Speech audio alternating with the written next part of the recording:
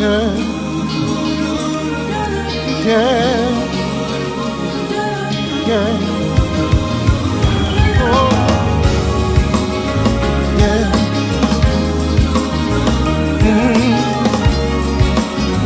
Yeah. Born and dead, saved by love, count my blessings from above. Though in darkness, have no fear. Light will shine on those holding near. They know that sorrow they will pass.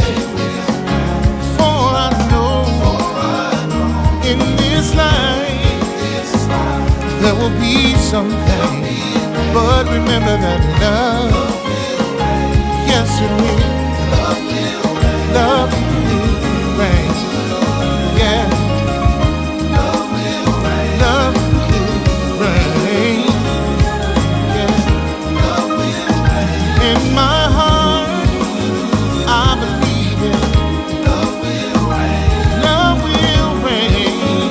Oh, yeah, yeah. Have a vision, it's clear and plain. People living life, smiling again. Oh, see the children, they know no pain. Far from pressure, stress and strain. Oh, sorrow, they will pass. For I know in this life there's gonna be some pain. But remember that love, yes it will. I know. Yeah. Love will reign. Gotta believe it. In my heart, I truly believe sun will shine again. And love, I can hardly wait. We'll all be together.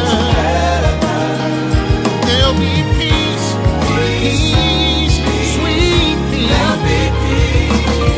happiness and joy forever.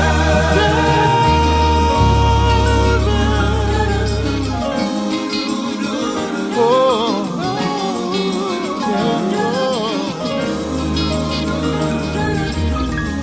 One day, someday, hate will be over and love will reign.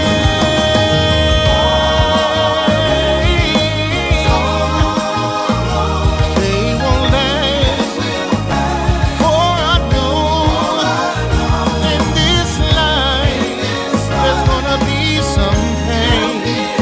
But in the end, love will reign.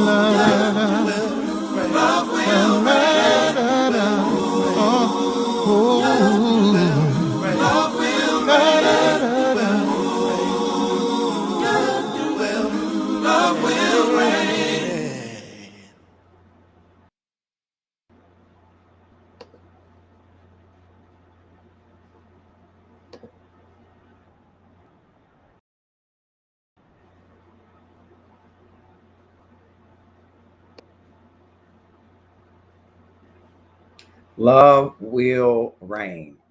I'm Marcus Holmes, and I'm always thankful for Kier Coleman Ward's Love Will Reign and his permission to utilize it. It is not music that we own, but by permission, we share it as our theme song. And I invite you to check out Kier Coleman Ward's full catalog of music. He is an incredible talent, and thank you, Kier.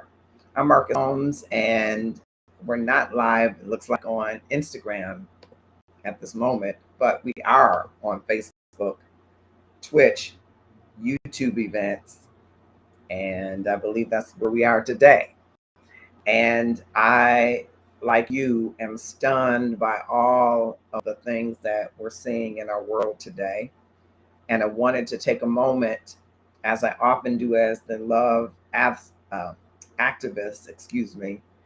I'm advocating for better love for you and me, and that includes the love of justice, the love for our world, the love for those that are in leadership to do the right things. You know, in recent weeks, we've seen, even within the ecumenical space, we've seen leadership be divided or have different approaches to speaking truth to power. As you know, there has been a almost countrywide, really targeted in some regions, however, but a target fast. And we've seen as of recent that some organizations have come forward across different denominations to stand in partnership of sorts with Target, which seems to fly in the face of those that have been fasting from Target. And I often on this platform, as I try to use it wisely, talk about how we must amalgamate the who-ness, that we must come together in the who-ness of what is the African American diaspora and begin to synthesize what is important to us, prioritize it, mobilize, strategize, and vote. I believe it is the roux, it is a special recipe for freedom. And I don't know about you, I can't help but think about, as we go into this traditional holiday, having left out of a newer holiday, whether or not anyone can hear freedom ringing. I ask that question in the face of what we are contending with, this one big, beautiful bill that has cleared both the House and the Senate by narrow margins, but because a supermajority or 60 votes was not needed in the Senate, a simple majority sends this bill back through the process for reconciliation. So I wanted to read into the record, if you will, some things that maybe you have or haven't heard about this one big, beautiful bill, this massive reconciliation bill that recently passed the House, as I mentioned, on May 22nd, and then the Senate on today. And maybe from it, you will glean some of its disproportionate impacts on underrepresented communities, particularly African Americans, Black Americans.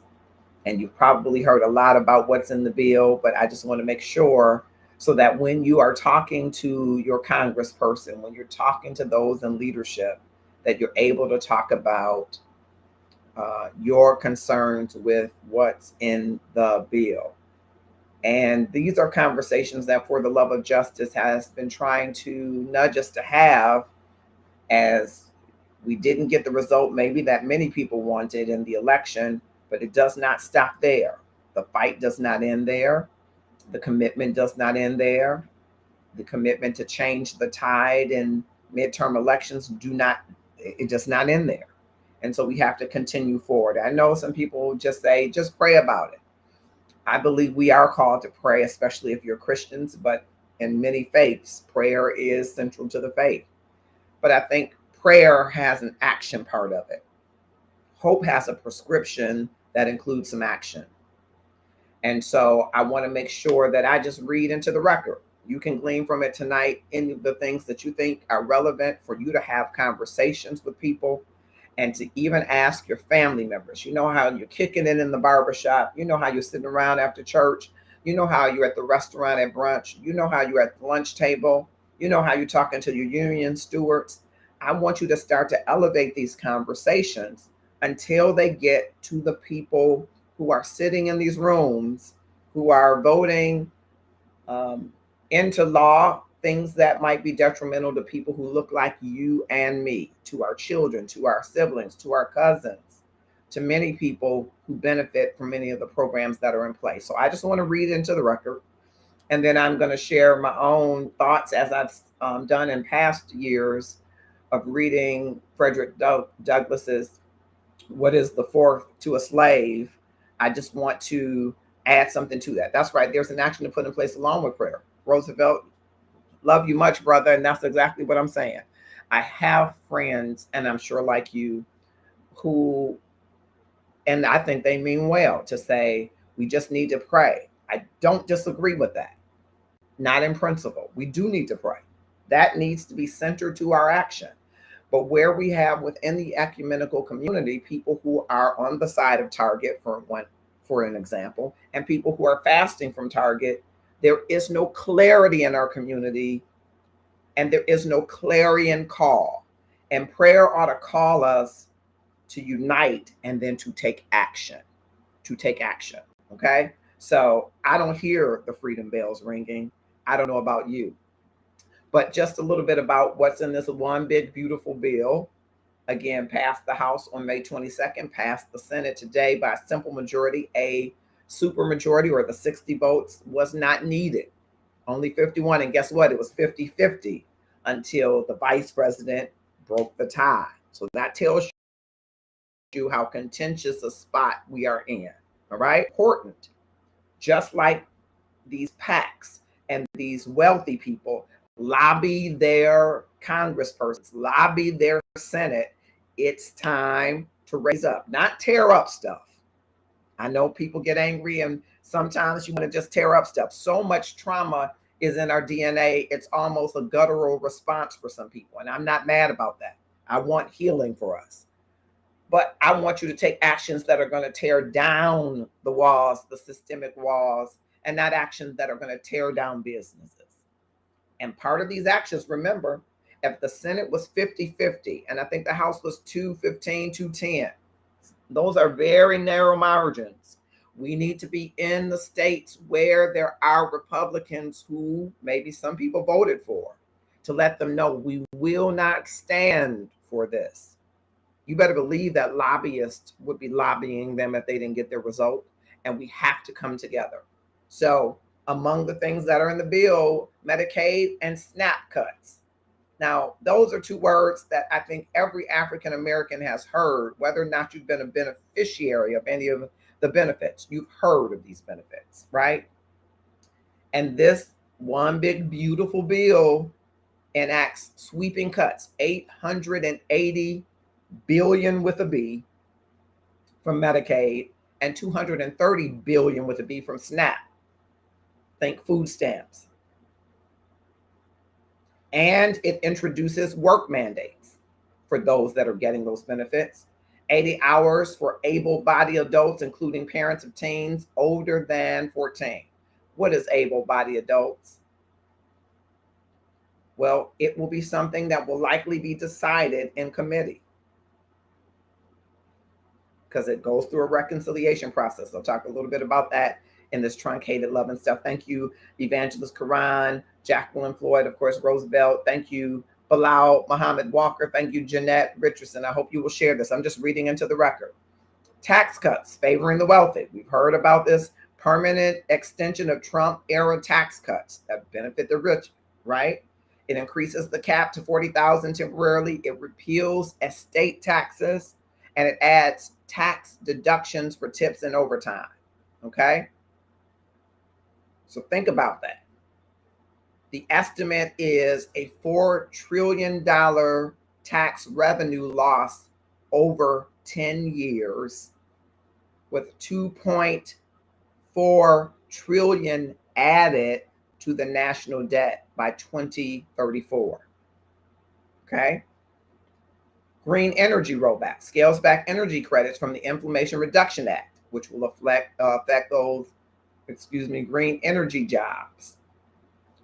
Border and Immigration Enforcement allocates 150 billion with a B for deportation and detention, border wall, and ICE expansion, ICE raids. Okay. Student loan and Pell Grant. If you're African American, you've been to school. If you haven't had to partake in these, you know someone, your roommate, you know someone else that has. This caps graduate unsubsidized loan amounts and ends subsidized loan amounts for undergraduates. I do want you to understand that the ending of subsidized loans means that the government will not hold the interest in abeyance. They will not pay the interest. There will be no deferment. The interest will become due immediately. Think of undergrads who are borrowing money, which means that they don't have the means. Interest will become due. No deferment. Health coverage and maternal care. Let's think about it. The CBO, or the Congressional Budget Office, projects that 10.9 million people could lose health coverage.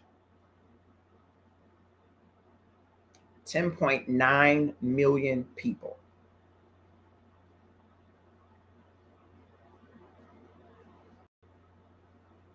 Considering that Black Americans women already face maternal mortality rates 2 to 3 times higher than white women, and many of them depend on services that are bridge services through Medicaid for postpartum care beyond 60 days. Cutting this Medicaid coverage will exacerbate these disparities, increasing the risk of preventable death. When we think about SNAP, think about food insecurity, right? The work requirement and reduced benefit levels disproportionately, penalize Black children and families who rely on these programs. I'm not saying that able-bodied people shouldn't work. I'm not saying that there isn't waste, fraud, and or abuse in maybe these programs, but clean it up.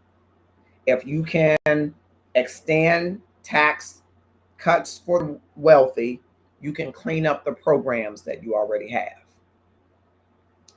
The racial wealth gap will expand because by repealing estate taxes and rolling back progressive tax provisions, the bill really transfers wealth upward. Did you know that Black families hold less than 5% of US wealth? And Black families stand to lose, it is estimated by the CBO, $18.9 billion collectively. One analyst is calling it the largest wealth transfer from poor to rich in history. And you better believe that is going to widen the existing racial and wealth disparities. These clean energy initiatives threaten more than 830,000 jobs, and it is a sector where Black workers are gaining footholds, growing more quickly than other ethnicities and races in this area. The reduced access to safety net programs means increased health and financial vulnerability, right? When there aren't clean energy options, when who is immunocompromised more than others? African Americans. This cripples their ability to work, cripples our ability to stay and be healthy. I want you to think about that. And of course, the impact of the student loan limits and cuts will for many hinder access to higher education, which has been a key path forward for upward mobility. And Black students already endure heavier debt burden than their white counterparts. those are just a few of the things that I wanted to highlight. Yep. Roosevelt says, all a systemic plan to make life even more difficult to maintain, not to consider advance across the board. Yes. That's why I hear no freedom bells ringing. The effects are racially disparate because they increase this baseline vulnerability. Because, to Roosevelt's point, structural inequities, things that are already present, will be exacerbated. Redlining, healthcare bias, employment discrimination, and persistent wealth gaps mean that Black Americans who have relied more on publicly funded programs will be, their disadvantage will be compounded. Our disadvantages will be compounded. And with the median Black wealth for household being far below that of white household, these blanket tax cuts for wealthy individuals provide no benefit to us. But the cuts to safety nets hit us harder than the other. Okay? And we talked about Black women facing higher rates of maternal mortality, and this reduction of Medicaid, especially postpartum coverage, because that's that bridge coverage. Medicaid is often a bridge coverage. It intensifies these glaring systemic health inequities. Okay? So it's not only regressive in fiscal terms, but it's also going to restrict access to healthcare, to nutrition, to education, to economic opportunity. Because Black and underrepresented communities rely on these programs more heavily and benefit from them, they're not going to benefit from these provisions that are favoring the rich. It substantially exacerbates race inequities. Now, I want you to do some things that you will hear from the Love of Justice panel talk about in days and weeks to come. Valerie Colbert-Osamwadi and Brenda Braceful, Dr. Valencia Etner, Byron Stanfield, I'm calling their names, calling them to action. Pastor Darren Williams. I offer before some practical steps, and these are steps that I think we should have steps for the average person. And I read into the record, I call it, because it'll be a while before they delete this video. You know, Facebook is starting to delete videos after so often, but if you go to my YouTube page, it's going to be there. YouTube lets them stay longer. Because I think it's important that people don't just see a bite-sized, a bit of the headline and say, oh, you know, I'm not getting Medicaid. But you might have to caregive for a parent who needs it. One of the members of your church might need it. So because it's not knocking at your door doesn't mean that it's not in your neighborhood. Okay? So number one, get informed and spread awareness. Not spread violence. And I'm all for protest, but I'm for peaceful protest. So try to follow reputable, nonpartisan news sources, local and national. If you can find them, try to find them, and we'll be curating a list so that you can stay updated. And then share the clear summaries with your family, with your friends, with your church, with your community groups, especially in underrepresented neighborhoods. That's number one. We all can do that, right? Get informed and spread awareness, right? Don't just fact check the stuff that you hear. Don't just, when you hear 47 out there saying, oh, this is bigly, fact check what bigly is. And make sure that the clear summaries that you're sharing with those you love and those you influence are real facts. They can decide whether or not they want to lean the interpretation to one way or the other, but real facts. 2, contact your representatives. As I mentioned earlier, the House of Representatives passed the original House version on May 22nd by a razor-thin margin of 215 to 214 with 1 in abstention. I'm going to find out who that abstention is so that I can let you know Because if it's in your state, I want you to be on the phone. I want you to be at their office, at their local office, at their state capital office. The Senate today voted 51 to 50. You know how they got 51? Because there are only 100 senators, right? Because when there is a tie, the vice president gets to break the tie. So it was 51 to 50. So it was virtually a tie. So you need to call, email, fax, if you still use it, your representatives and Senate, your House, U.S. House of Representatives and senators.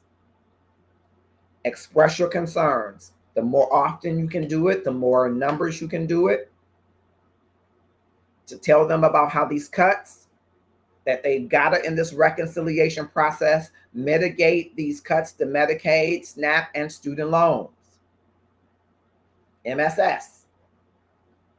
These will negatively affect you or others, particularly Black and marginalized communities. MSS.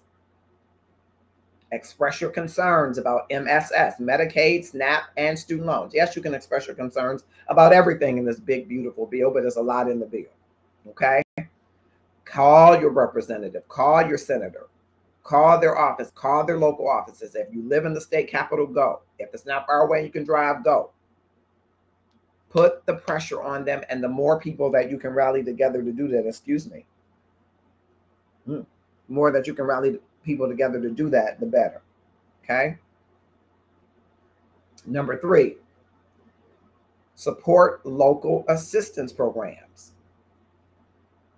So to the extent you can, edge these cuts from safety nets by contributing to food banks, health clinics, legal aid organizations, your church that has feeding programs,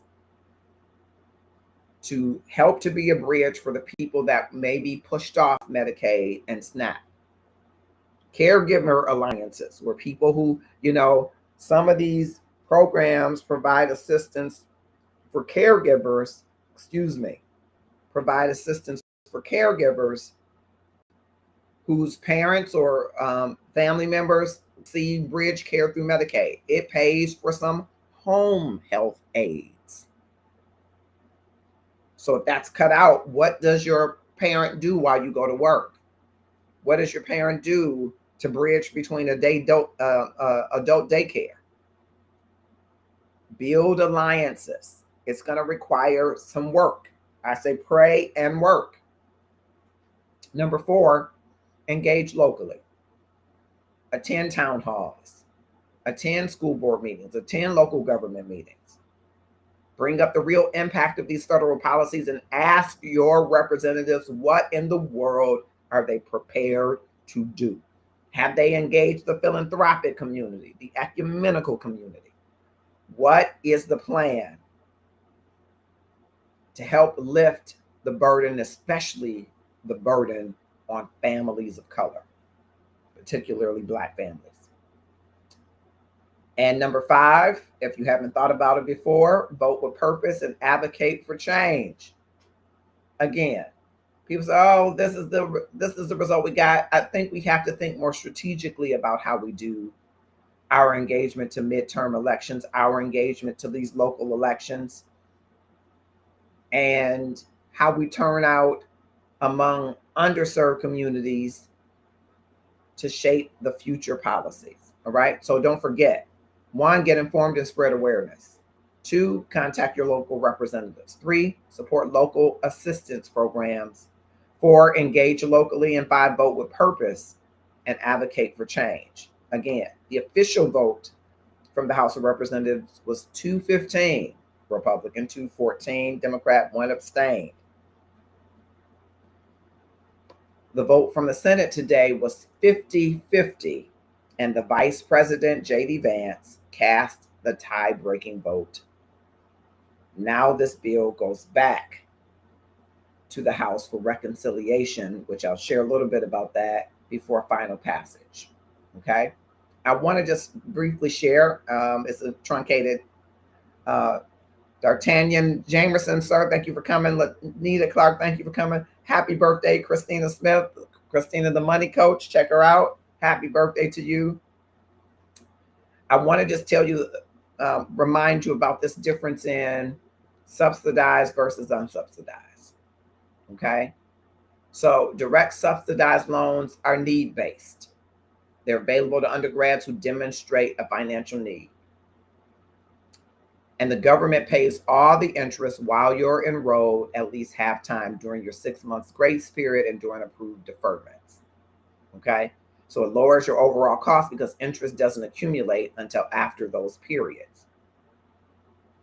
But unsubsidized loans, the interest accrues from disbursement onward, even during school grace and deferment periods. You pay more because you're accruing interest. It gets capitalized, add to the principal, including the total repayment. That in this big, beautiful bill ends for undergraduate students, which means that the interest will accrue immediately. Unsubsidized loans, you're going to be responsible for the interest right away. Now, if unsubsidized loans for an undergraduate, or subsidized loans rather, for an undergraduate with limited means makes sense, but many students who opt for unsubsidized loans find out that they cost more in the long run. And because of the slashing, this is a slashing. And who are the people? Ask yourself, quiz yourself. Who do you think is more likely to need a student loan? I want you to think about it. I want you to understand that. Okay? Very important that you understand it. I'm sorry, I'm just checking to see. It doesn't look like we were getting to where I needed us to go. All right. I want to share with you now a few more things. As I said, I'm reading into the record. And typically this time of year, those in the Love and Stuff community, I am reciting and you're hearing Frederick Douglass's What is the Fourth to a Slave? And I have some thoughts about that.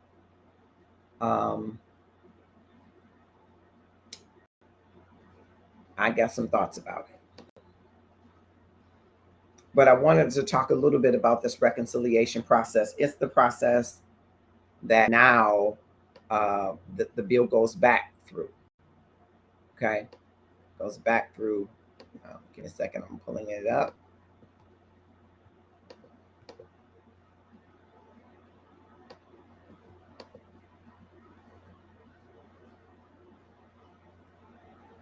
All right.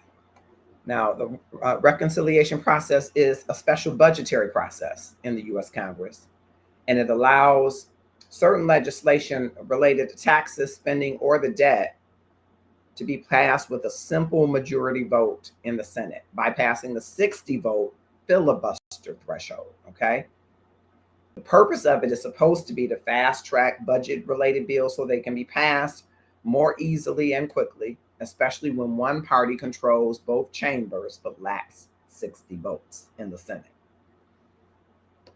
So there are steps in this reconciliation process. First, Congress adopts a budget resolution when the Senate and House agree on a joint budget resolution that sets the overall spending and revenue levels.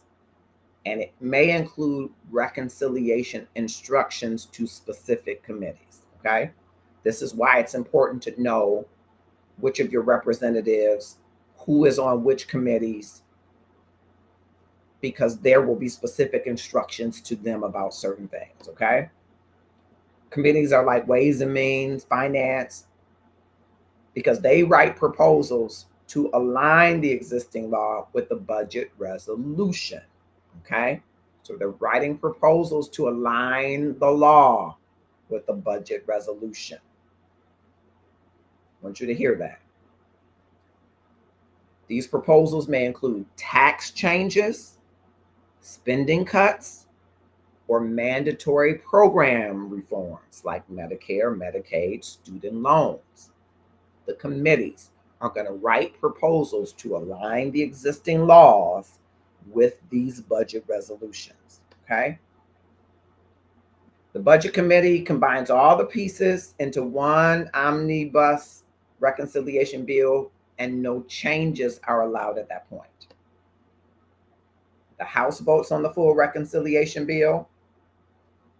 The Senate follows using special debate rules. Only 20 hours of debate is allowed, no filibuster, only 51 votes needed to pass. It's open to a flurry of amendments during the votorama, they call it, when there's this voting, rapid voting. And then they can have a conference committee if needed, because if the House version differs from the Senate versions, that's where they're negotiating a reconciled version. So reconciliation process is going back to the House. Committees will be involved. It goes to the Senate. There's a reconciliation, a negotiation. We're talking about 50-50. We're talking about 215 to 214. And both chambers must pass the final version again before it goes to the president. Okay? Okay? Now, in the Senate, the Byrd rule, BYRD, limits the reconciliation to provisions that directly affect federal spending, revenues, and debt. Anything considered extraneous, like policy changes without budget impact, can be stripped out. A nonpartisan official called the Senate parliamentarian decides what stays, what goes. Okay?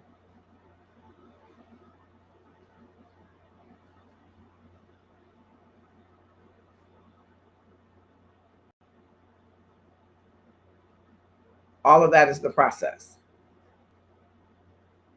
for this big, beautiful bill. As I hasten to a close, I just wanted to read all of that in the record. There will be more discussions forthcoming about how we amalgamate the who-ness, how we mobilize, how we unify, how we strategize, and do our duty in prayer and get up from prayer with the mindset of prayer, a lifestyle of prayer, but be called to action. I am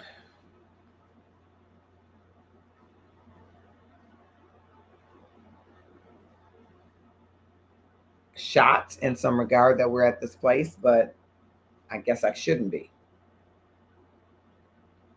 But I am still hopeful that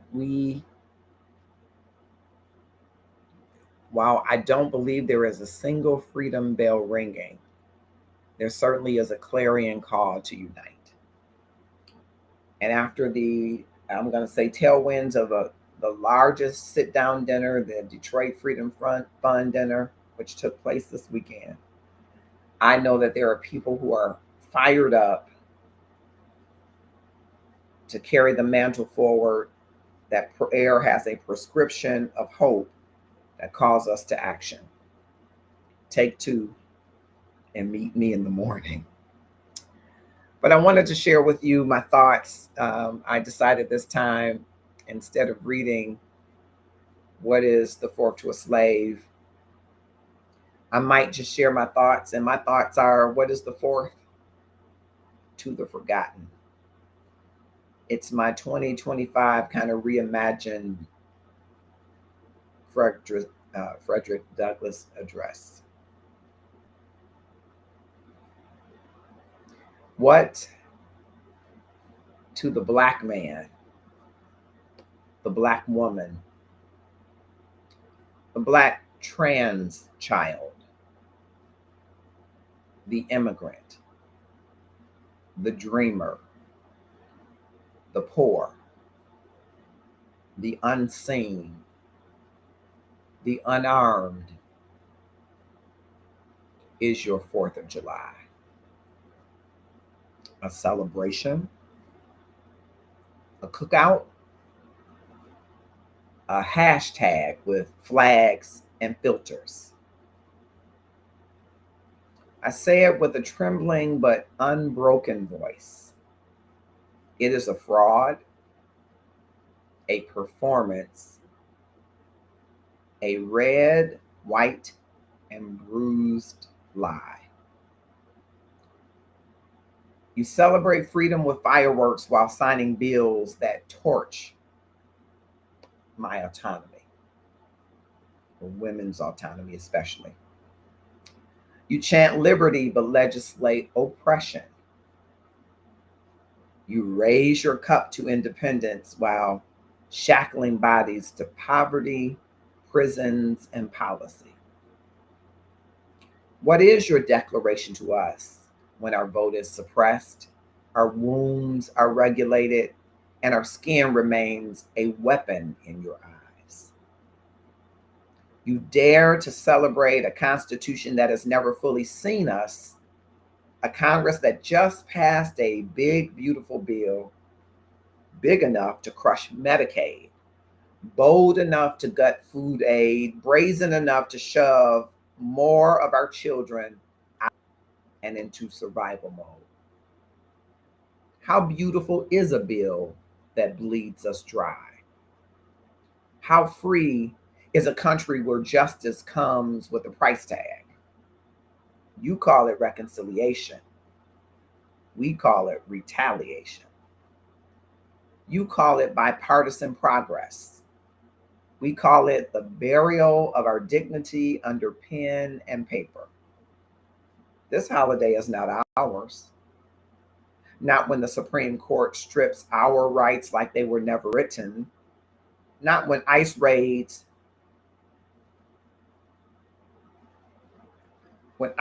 houses at dawn. Not when mothers bury sons and the world moves on like it's a change of season or the weather. America, your fourth is soaked in three parts hypocrisy. Your fireworks drown out the cries of the uninsured. Your parades march past boarded up schools and forgotten promises. We are tired of your revisions, of your redlining, of your recycled speeches about opportunity while locking the door and pocketing the key. So today we do not sing your anthem. We sing survival. We do not raise your flag. We raise ballots and fists. Black power. We gather not to celebrate, but to organize, to disrupt, to remember. Because if liberty means anything, it must mean freedom for all. Not freedom bought, borrowed, or brokered by those who already own the table. And until that day comes, your 4th of July will remain to us a loud, glittering insult. Those are my thoughts. I consider the abolitionist, the freedom fighter, the dreamer, a holy legacy that has been handed to us. Their lives, their service, handed to us as a mantle to mandate freedom. Can you hear their voices ringing? I do. But what I don't hear ringing is freedom.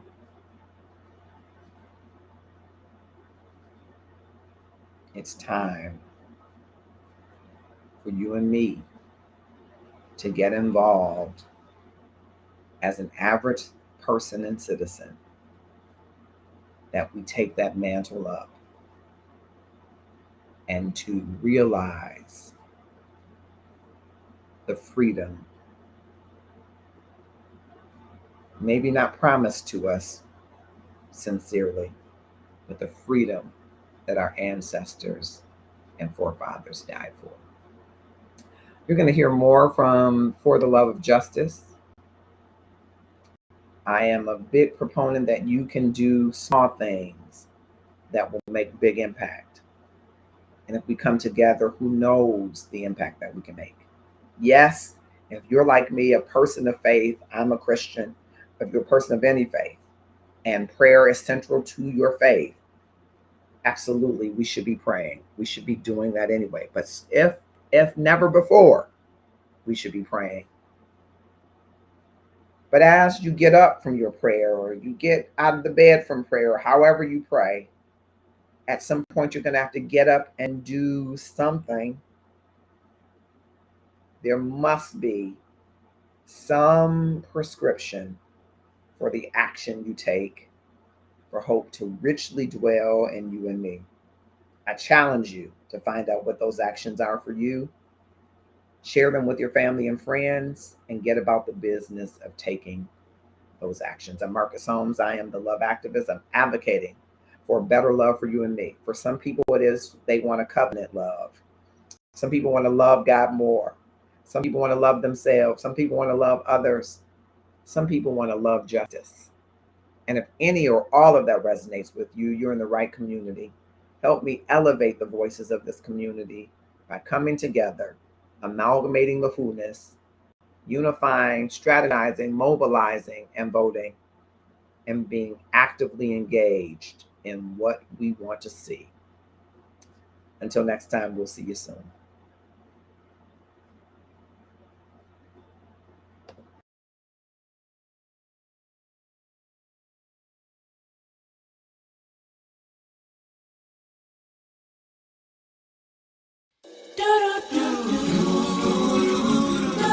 Yeah,